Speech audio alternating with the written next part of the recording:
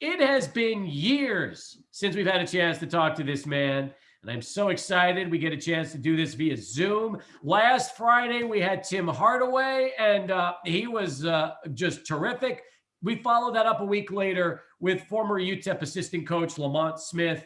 Coach, it's great having you back on, and thank you so much for taking time and joining us on the program today. Steve, I appreciate you having me. I feel like I've talked to you quite a bit because I've been covering and watching UTEP very closely with all their sports, and just continue to do a great job following those guys and covering them and keeping us fans abreast of what's going on in the program. I think that's so important because you were here for the first year with Coach Terry, and a lot of the guys that are playing now were all sitting out but practicing with you and that team in year one. So I'm sure that, just even in 12 months for you, you have so much invested because you were part of this program, part of this team. You've had a long relationship with Coach Terry, and obviously you want to see how these players are able to produce as minors. 100%. I feel like on game day yesterday, watching that Kansas game, I'm getting a little butterflies and obviously have a relationship with Coach and get a chance to talk to him quite frequently, as well as, some of the players as well, and help recruit some of those guys. And so obviously invested in those guys. And, we talk about it all the time in recruiting that, these relationships aren't a 2-year or 4-year or 1-year relationship, that they're a lifetime relationship. And so I've been blessed that I can continue to be a small piece of their little journey and continue to mentor them when I can.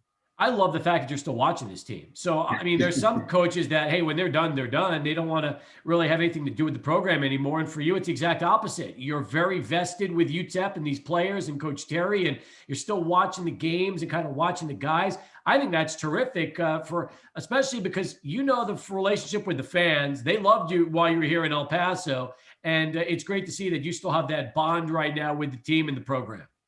Absolutely. I think the first year I stepped down, I came back and got a chance to watch those guys against New Mexico State.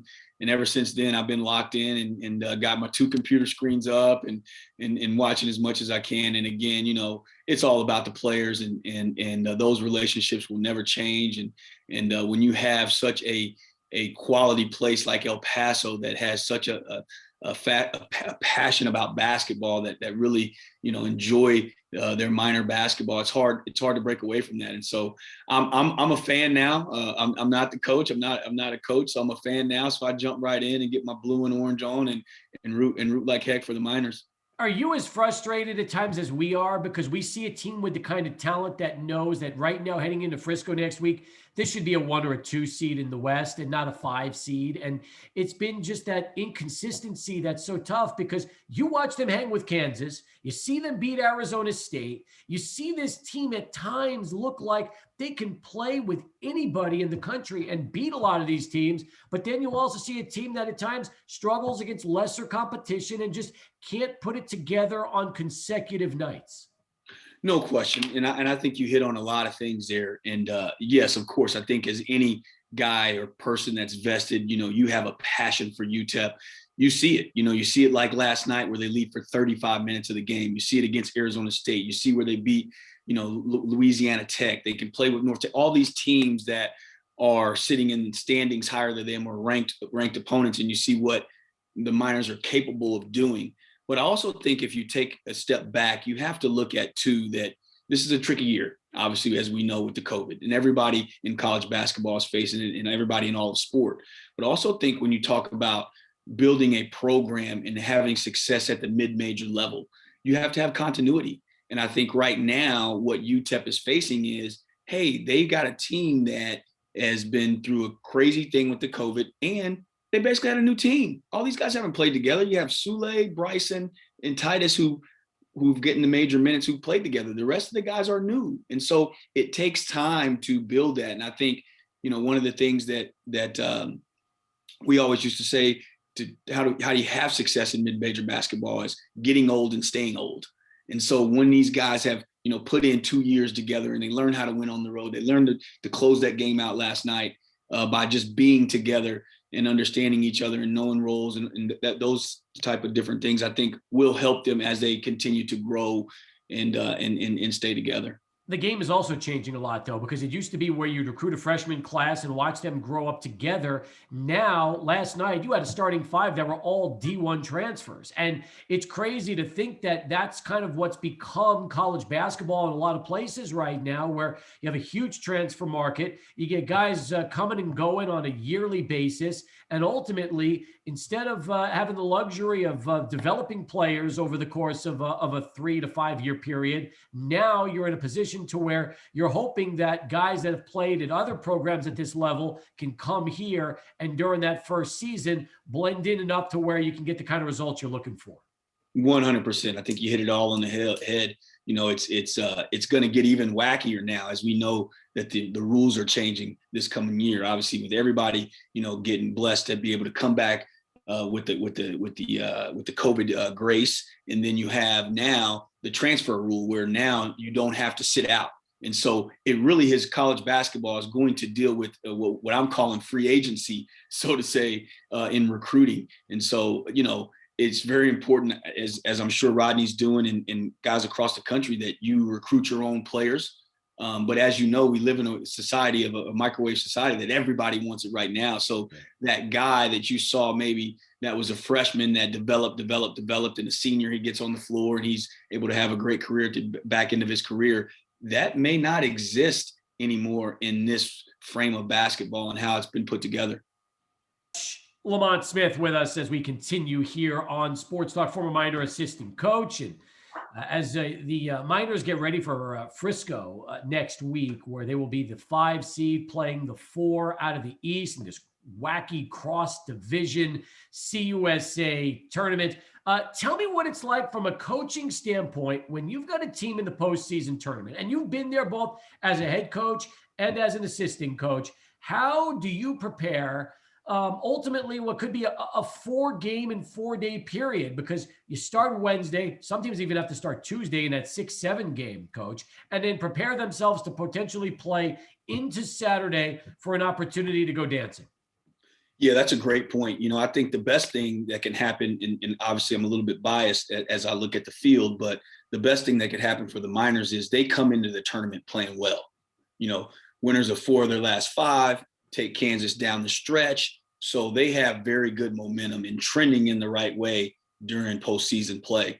But really, it's the old cliché coach talk. It's really one game at a time. The beautiful thing about this is, and now again, this year's a little wacky, but you've seen most of the teams in some sort of fashion. Even if you haven't played them, you've seen them play other people when you prepare, when you have scout tape. So you have a feel for kind of how everybody's going to play. But I think your prep is short, is crisp. You want to keep your guys fresh mentally.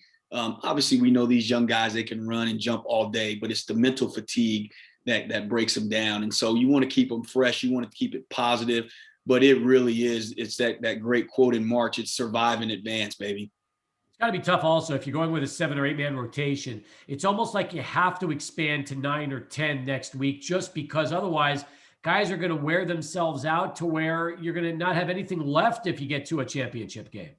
Yeah, I would not even be shocked, as you said, if Coach Terry jumps into his bag and plays a couple of guys that, a little more minutes than he normally does. Because again, like you said, Bieniemy gets 38 minutes last night and Bryson Williams has 35. And when you're playing back to back to back and on sometimes quick turns, just depending on what time the game is and where you sit in that bracket. But you're absolutely right. You're going to have to go to your bench a little bit more. You're going to have to be very smart when you're subbing out your guys. You give Bryson a longer extended rest before the media timeout to get him an extra, minute and a half instead of a 30-minute blow. And so coach will be ready for that. And these guys have, coaches won that tournament at Fresno and played deep into it and obviously at Texas and other places. So they'll be prepared to handle the challenge of having to play multiple games back to back.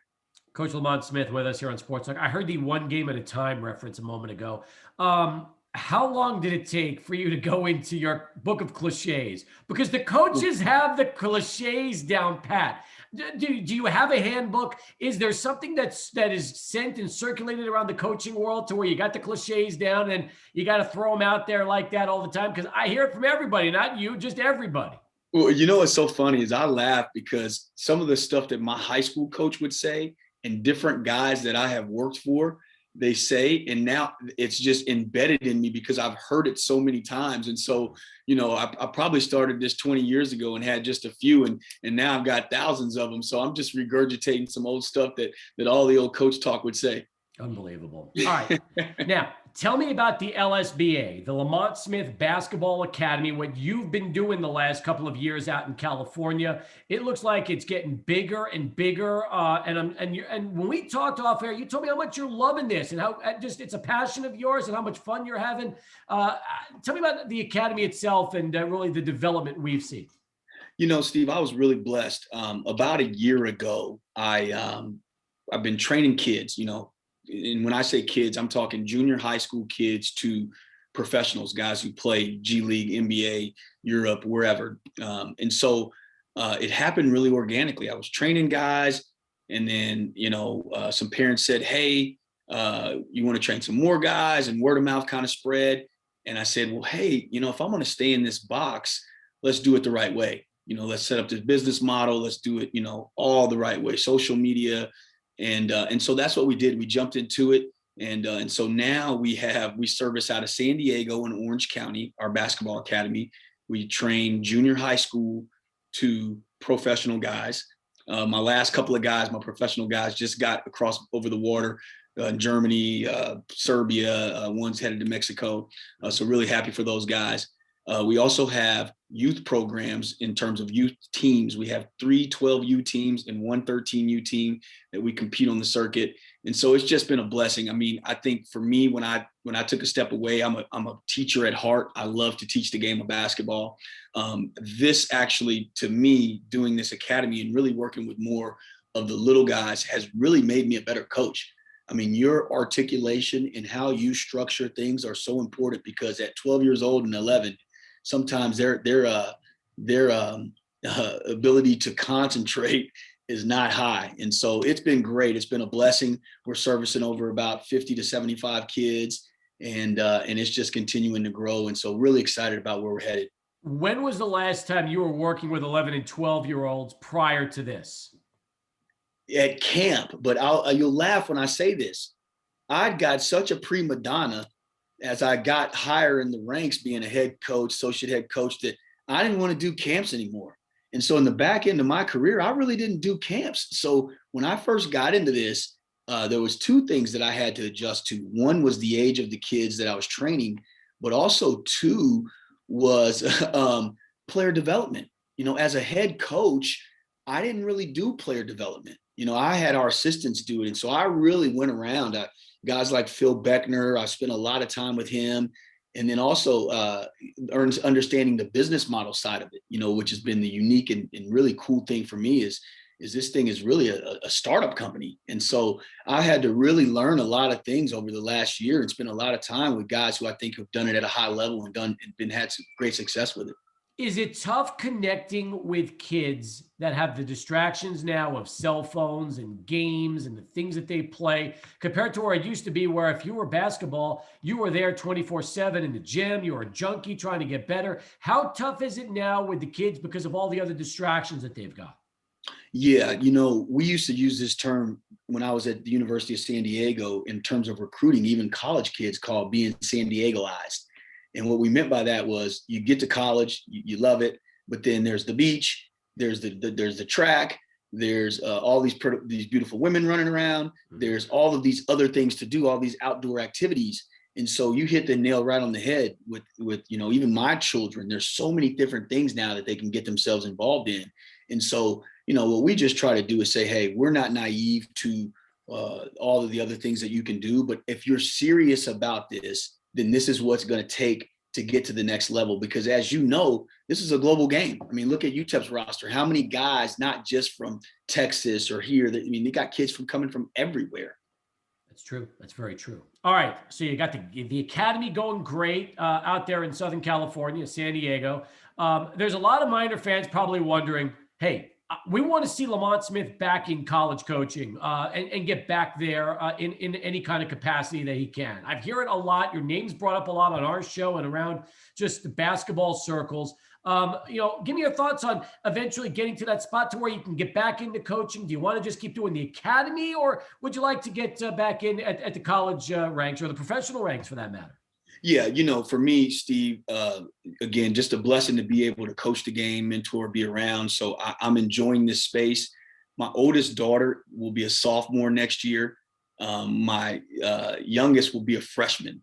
And so they don't want to move anywhere because they're locked into their high school times and their friends. But saying that, I love it. I love college basketball. I would love to get back on the sideline. It's not out of my sight. I've talked to several different coaches in the off season and different opportunities. We're going to stay in this lane for now, but we're not going to rule out anything because again, I think that 20 years it's hard to just walk away from it. And again, I think I have a lot more left in the tank. So down the road, absolutely, I'd love to get back on the sideline. Your kids have to be loving this. I mean, they probably haven't had a chance to see you like this, especially if they play ball, since they've been born, because all of a sudden now you've got a little time where you're able to do this, devote more time to them. And that's going to be a big bonus for you as far as the family goes.